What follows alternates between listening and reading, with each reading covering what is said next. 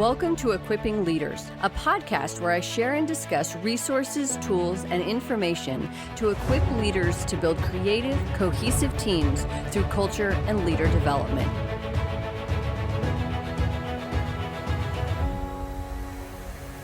Welcome to the Equipping Leaders podcast. I'm your host, Natasha, and today we are starting season 3 of the podcast. And this season, I'm doing character studies on people throughout history and the leadership traits that they had that are still valuable in the world of leadership today. Today is the start of the character study on Dwight Eisenhower, and I'm going to talk about an aspect of his leadership that made him successful during his time as a leader and that still applies to leaders, both military and otherwise, today. For a long time, I have been a huge fan of Dwight Eisenhower. I would say that he was the first person who I looked at as the definition of a leader when I was very young, and as I've grown as a leader, there are different lessons from his life and from his leadership journey that have not paralleled by any means, but that have really informed how I approach situations and given me a little bit more depth when I'm looking for some different solutions. So Eisenhower, notoriously referred to as Ike, is revered as a great military and political leader. And his leadership journey, what's so unique about it, is that it's chaotic and unexpected, but it culminated in him serving in pivotal positions, such as the President of the United States of America, the Supreme Commander of NATO, the President of Columbia University, the Chief of Staff of the Army, and the head of the American Occupation Zone in Germany. So we're not going to get too in-depth into what all of that means and why it's necessarily important, but we're going to talk about how his approach as a leader in those different situations is what ultimately made things successful and how we can pull those into our leadership today. Not every action, tradition, or decision is enduring, but there are aspects of leadership that are transcendent. And that's really what we're going to cover this season in the podcast. Ike famously said, quote, "Morale is born of loyalty, patriotism, discipline, and efficiency, all of which breed confidence in self and in comrades. Morale is at one and the same the strongest and the most delicate of growths. It withstands shocks, even disasters of the battlefield, but can be destroyed utterly by favoritism, neglect, or injustice." End quote. Morale. So that's what we're talking about today. And we hear that word a lot, regardless of our industry. And what it is simply the confidence, attitude, enthusiasm, persistence, and focus of a group or an individual at a certain time. And I know that sounds really nebulous, but it'll flesh out as we get through this episode. Morale can change from moment to moment and from person to person, even if they're in the same group. I often like to joke with my siblings that we all grew up in the same household. Of course, we all turned out to be different people, but when we look back at our past, we all define it in a really different way. And we all remember certain things that we all experienced together in different ways. Dwight Eisenhower said that morale is the greatest single factor in successful wars. And seeing as how he lived and served during 2 world wars, he had a lot of exposure to the impact of morale, both as a soldier himself and then ultimately as a leader of soldiers. He graduated from the United States Military Academy at West Point in June of 1915, and there were expectations that he be a leader during World War I, even though he was a young second lieutenant.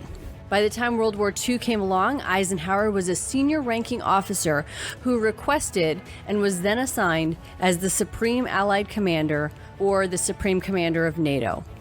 When you look at that transition, one would figure that he moved around a lot and led a lot of troops and led in battle and had these epic great assignments. But in actuality, Eisenhower was often left disappointed by the assignments that he got. But it was his ability to maintain his own morale and focus that made him effective. When he was denied a position or opportunity, usually because he was extraordinarily good at his current job and they didn't want to lose him, he still went at his work with gusto and precision. As he worked through these assignments, he was setting the standard for his character, and when it came to later opportunities, that's what made him the obvious choice for the job. Eisenhower knew how to promote and encourage high morale in those around him, especially in trying times. As the Supreme Commander of NATO, he oversaw Operation Overlord, which was the amphibious assault on D-Day that brought together approximately 160,000 Allied troops. Prior to D-Day, Eisenhower went to visit the troops before they headed off. And one would think that there would be a lot of pomp and circumstance around a general's visit, and usually there is. But this time, Eisenhower wanted to talk directly to those serving and risking their lives. He did not need an entourage or a bunch of people to be this filter between him and them. He went directly to the people who are going to be active participants in Operation Overlord and talked to them like regular people, asking them where they were from and about their families. In this moment, he raised morale in several ways. First, he was showing that he saw them. He may have been in a whole other realm when it came to the military and the war, but he saw them as individuals and acknowledged that individuality. Second, the questions that he was asking were reminding the service members of why they were fighting. For their loved ones, for their hometowns, for their families, for the things that are so important and do not always get the focus that they need and deserve. And third, he took the time to go to them. He met them where they were, literally and figuratively. This care for people was one of the ways that Eisenhower consistently increased morale throughout his career. Now, Eisenhower did not run around talking about morale. In fact, he knew that was counterproductive to what he was trying to accomplish on that front. He once said, quote, "The best morale exists when you never hear the word mentioned. When you hear a lot of talk about it, it's usually lousy," end quote. Through his words, he also expressed that morale was actionable. It was something that you did, not something that you sat around and discussed or admired. A huge aspect of building morale was demonstrated by his pre-D-Day visit to the troops, which is seeing people as individuals. In that moment, he forgot about himself and he focused on others. Now, this sounds like it would be an easy thing to do, and it can be for people who have the heart of a teacher or a heart for leadership. And it can be a struggle for someone who has never seen this demonstrated to them and therefore have no basis for what this looks like in the real world. Eisenhower was the supreme Allied commander, and he still made time to focus on others, specifically those who he was asking to take a huge risk and acknowledging them physically by visiting them, looking them in the eye, and hearing their stories.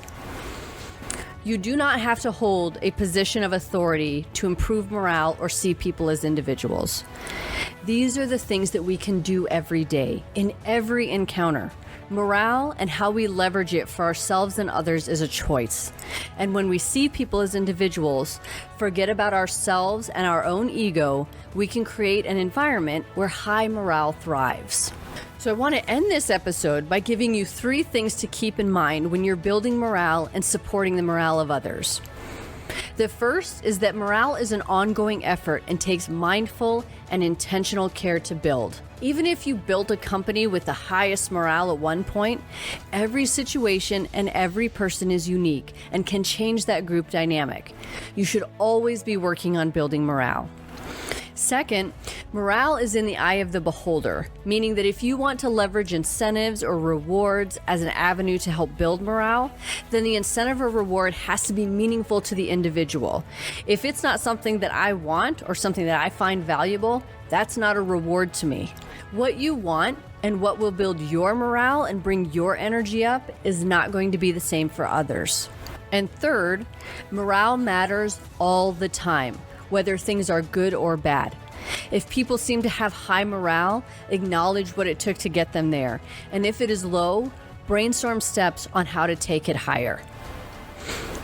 This character study of Ike will continue.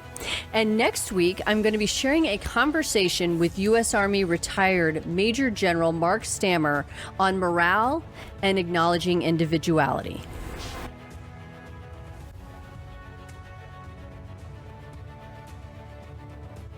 Thank you for listening to this episode of Equipping Leaders. This season, there is an associated blog for each podcast episode, which can be found on my website, natashacheyenne.com, under Leadership Journal. My website also features other leadership development content, such as frameworks, book recommendations, a weekly newsletter, and other downloadable content. You can also follow me on Instagram at novel_Natasha and on Twitter and Facebook at Natasha Cheyenne. Join me next week for another episode.